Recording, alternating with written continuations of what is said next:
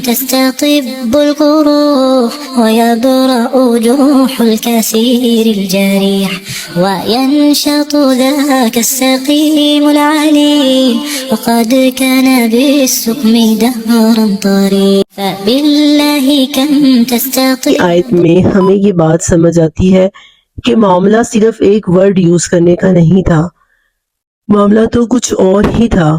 Motivational speakers ہیں جو کسی نہ کسی چیز کی طرف موٹیویٹ کرتے ہیں، لیکن اللہ نے فرمایا کہ سب سے اچھی بات کس کی ہے؟ ممن دعا الی اللہ، اس نے اللہ کی طرف بلایا۔ یعنی عام ادنا سا بھی جو دائی ہے نا، جو اللہ کے دین کی طرف بلاتا ہے، وہ سمجھے بل گیٹ سے بھی بہتر ہے۔ السلام علیکم ورحمۃ اللہ وبرکاتہ۔ کیسے ہیں آپ سب لوگ؟ امید کرتی ہوں خیر و عافیت سے ہوں گے۔ غالب کے اس شعر سے آج میں اپنی بات کا آغاز کرتی ہوں۔ تنگ دستی اگر نہ ہو غالب، تندرستی ہزار نعمت ہے۔ یہ شعر مجھے اس وجہ سے یاد آیا کہ گلا خراب ہونے کی وجہ سے پچھلے کتنے دنوں سے لیکچر نہیں ہو پایا، تو احساس ہوا کہ واقعی ہی تندرستی اللہ تعالیٰ کی دی ہوئی کتنی بڑی نعمت ہے، جس کی ہم قدر تب کرتے ہیں جب یہ ہم سے چھین جاتی ہے۔ تو اسی لیے حدیث مبارکہ سے بھی ہمیں یہ پتہ چلتا ہے کہ اللہ تعالیٰ نے جن نعمتوں کی وقت پر قدر کرنے کے بارے میں کہا ہے، ان میں سے ایک انسان کی صحت ہے، جس کی ہمیں قدر کرنی چاہیے اور اللہ کا بہت زیادہ شکر ادا۔ پچھلی آیت نمبر 104 میں ہم نے یہ دیکھا کہ اللہ تعالیٰ نے ہمیں ایک لفظ بولنے سے منع کیا، اور وہ وہی لفظ تھا جس کو یہودی بگاڑ کر نبی پاک صلی اللہ علیہ وسلم کی توہین کرنے کے لیے استعمال کرتے تھے۔ اب اگلی آیت میں ہمیں یہ بات سمجھ آتی ہے کہ معاملہ صرف ایک ورڈ یوز کرنے کا نہیں تھا، معاملہ تو کچھ اور ہی تھا، اور وہ معاملہ کیا تھا؟ بلا شبہ وہ حسد تھا جو یہودی اور عیسائی، بالخصوص یہودی علماء دین، علماء یہود حضرت محمد صلی اللہ علیہ وسلم سے رکھتے تھے کہ وہ جو نبی جس کے ہم منتظر تھے، جو ہم میں سے آنا تھا، وہ بنی اسماعیل میں سے آ گیا ہے۔ اللہ تعالیٰ نے اس بات کا آیت نمبر 105 میں بڑا ہی خوبصورت جواب دیا ہے۔ تو در حقیقت قرآن جو ہے نا، ہمارے لیے ضروری ہے کہ ہم یہ بات سمجھیں کہ قرآن دنیا میں موجود ایک ایک انسان کے لیے سراپا ہدایت ہے۔ یہ صرف مسلمانوں کی کتاب نہیں ہے، نہ یہ کہ اہل کتاب کے لیے جو کتابیں اتری اس کا تسلسل سمجھتے ہوئے ہم یہ سمجھے کہ الہامی مذاہب کی ایک کتاب ہے، بلکہ قرآن جو ہے نا، یہ دنیا میں موجود ہر انسان کے لیے سراپا ہدایت ہے، اور تمام انسانوں کے غموں کا، ان کی بیماریوں کا، ان کی پریشانیوں کا مداوع کرتی ہے۔ اس میں حل موجود ہے۔ اگر آپ اس کی طرف آتے ہیں، اس کو سمجھنے کی کوشش کرتے ہیں، اس کو اپنے لیے ہدایت کا ذریعہ بناتے ہیں، تو آپ دیکھیں گے کہ یہ آپ کی ہر پریشانی کا، آپ کی ہر مشکل کا حل پیش کرتی ہے۔ تو آئیے دیکھتے ہیں آیت کا ترجمہ اور پھر اس کی تفسیر کریں گے، اور کچھ دن ذرا طبیعت بہتر ہو جائے تو پھر انشاءاللہ العزیز ہم گرامر کا سلسلہ بھی شروع کریں گے۔ الحمدللہ رب العالمین والصلاة والسلام علی سید المرسلین۔ اس کی وجہ کیا تھی؟ کہ یہ کافر لوگ جنہوں نے انکار کیا ہوا ہے، یہ اہل کتاب میں سے ہیں یا مشرکین میں سے ہیں، یہ چاہتے ہی نہیں تھے۔ ودّا یودّو کا مطلب ہوتا ہے دلی طور پر چاہنا، دلی طور پر کسی سے محبت کرنا، اسی سے اللہ کا نام ودود ہے۔ ایک ہوتا ہے حبّ یحب، محبت کرنا، ایک ہوتا ہے ودّا یودّو، دل سے محبت کرنا۔ واللہ یختص برحمتہ من یشاء واللہ ذو الفضل العظیم۔ آئیے آیت کا ترجمہ دیکھتے ہیں۔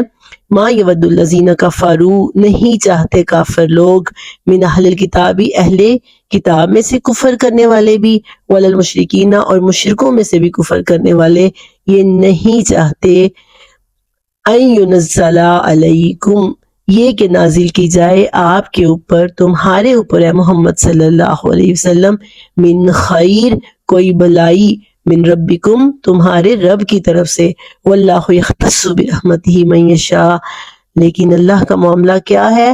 اللہ خاص کر لیتا ہے اپنی رحمت سے من یشاء، جس کو چاہتا ہے۔ واللہ ذو الفضل العظیم، اور اللہ تعالیٰ بہت بڑے فضل والا ہے۔ ہم نے دیکھا آیت کا ترجمہ، آئیے آیت کی تفسیر دیکھتے ہیں۔ بڑی خوبصورت آیت ہے۔ اللہ تعالیٰ نے واضح کیا کہ جو لفظ ایسے بگاڑ کے یہ بولتے تھے، جو نبی پاک صلی اللہ علیہ وسلم کی محفلوں میں ڈسٹربنس پیدا کرنے کی کوشش کرتے تھے، اس کی وجہ کیا تھی؟ کہ یہ کافر لوگ جنہوں نے انکار کیا ہوا ہے، یہ اہل کتاب میں سے ہیں یا مشرکین میں سے ہیں، یہ چاہتے ہی نہیں تھے۔ ودّا یودّو کا مطلب ہوتا ہے دلی طور پر چاہنا، دلی طور پر کسی سے محبت کرنا، اسی سے اللہ کا نام ودود ہے۔ ایک ہوتا ہے حبّا یحبّو، محبت کرنا، ایک ہوتا ہے ودّا یودّو، دل سے محبت کرنا، دل کی گہرائیوں سے چاہنا کہ یہ ہو جائے، یہ ہو جانا چاہیے، کہ اور وہ دل کی گہرائیوں سے یہ چاہتے تھے کہ آپ پر آپ کے رب کی طرف سے کوئی خیر نازل نہ ہو، آپ پر کوئی بھلائی، کوئی کامیابی، کوئی خصوصی مقام آپ کو حاصل نہ ہو جائے۔ اتنا حسد رکھتے تھے وہ، ان کا معاملہ تو یہ تھا کہ وہ حسد رکھتے تھے۔ اور اللہ کا معاملہ کیا تھا؟ فرمایا وَيَخْتَصُّ بِرَحْمَتِهِ مَن يَشَاءُ، وہ جس کو چاہتا ہے خاص کر لیتا ہے اپنے فضل سے۔ یختص برحمتہ من یشاء، جس کو چاہتا ہے اللہ تعالیٰ اپنی رحمت سے خاص کر لیتا ہے۔ اللہ تعالیٰ جس کو خاص کرتا ہے اس کو وہ دین کی سمجھ بوجھ عطا کرتا ہے، دین میں اس کو اعلیٰ مقام عطا کرتا ہے، اور جب دین میں اعلیٰ مقام دیتا ہے تو پھر ذمہ داری بھی بڑی دیتا ہے۔ حضرت محمد صلی اللہ علیہ وسلم کو عظیم مقام دیا تو عظیم ذمہ داری بھی دی، اور یہ ذمہ داری دینا، دین کی ذمہ داری دینا، دین کی سمجھ بوجھ دینا گویا اللہ کی رحمت ہے۔ یہ اللہ تعالیٰ نے فرمایا یؤتی الحکمۃ من یشاء، اللہ جس کو چاہتا ہے حکمت سے نواز دیتا ہے۔ یہ حکمت، دین کی سمجھ بوجھ، یہ اللہ کی خاص عطا ہے۔ حدیث میں آتا ہے من یرید اللہ خیرا، اللہ جس کے ساتھ بھلائی کا ارادہ کر لیتا ہے۔ یہاں پر بھی خیر کا لفظ استعمال ہوا ہے نا، کہ وہ تمہارے اوپر کوئی خیر نازل ہوتی ہوئی نہیں دیکھنا چاہتے تھے، یہ ان کے حسد کا معاملہ تھا۔ اور اللہ کا کیا معاملہ تھا کہ اللہ تعالیٰ نے فرمایا کہ اللہ جس سے خیر کا ارادہ کر لیتا ہے، پھر اللہ کیا کرتا ہے یفقہہ فی الدین، اس کو دین کے اندر سمجھ بوجھ عطا کر دیتا ہے۔ اللہ اس کو یہ سمجھ دیتا ہے کہ یہ دنیا عارضی ہے، آخرت کی دنیا ہمیشہ رہنے والی ہے، اس دنیا میں اس کی پائرورٹیز کیا ہوں گی، اس نے اس دنیا میں اللہ کا بندہ بن کر رہنا ہے، اللہ کا فرما بردار بن کر رہنا ہے، اللہ کے ساتھ اپنا تعلق جوڑ کر رکھنا ہے، اللہ کو اور اللہ کی کتاب کو، اللہ کے رسول کو پائرورٹی دینی ہے، اور باقی چیزوں کو سیکنڈ میں رکھنا ہے۔ یہ اللہ تعالیٰ کی رحمت ہے، یہ حکمت ہے جو اللہ تعالیٰ ایک مومن کو عطا کرتا ہے۔ اور آگے جو فرمایا کہ واللہ ذو الفضل العظیم، اللہ بہت بڑے فضل والا ہے۔ اچھا، آپ دیکھیں گے کہ ہر آیت کے اینڈ پہ نا تقریباً موسٹلی جو ورسز ہے نا، ورسز آف قرآن، موسٹلی ان کے اینڈ پہ اللہ تعالیٰ کا کوئی نہ کوئی نام، اس اللہ کا کوئی اسماء میں سے کوئی اسم جو ہے وہ استعمال ہوتا ہے۔ کہیں پر غفور الرحیم کہا، کہیں پر علی کل شیء قدیر کہا، کہیں پر اللہ تعالیٰ نے بما تعملون بصیر کہا، اور کہیں پر اللہ تعالیٰ نے واللہ عالم بالظالمین کہا، اور پھر اللہ تعالیٰ کے ناموں کی خوبیاں۔ اب جب میں اس آیت کی تفسیر پڑھ رہی تھی، تفسیر میں نے پڑھتے پڑھتے ابھی یہاں تک ہی پہنچی تھی کہ یختص برحمتہ من یشاء، اللہ جس کو چاہتا ہے اپنی رحمت سے خاص کر لیتا ہے۔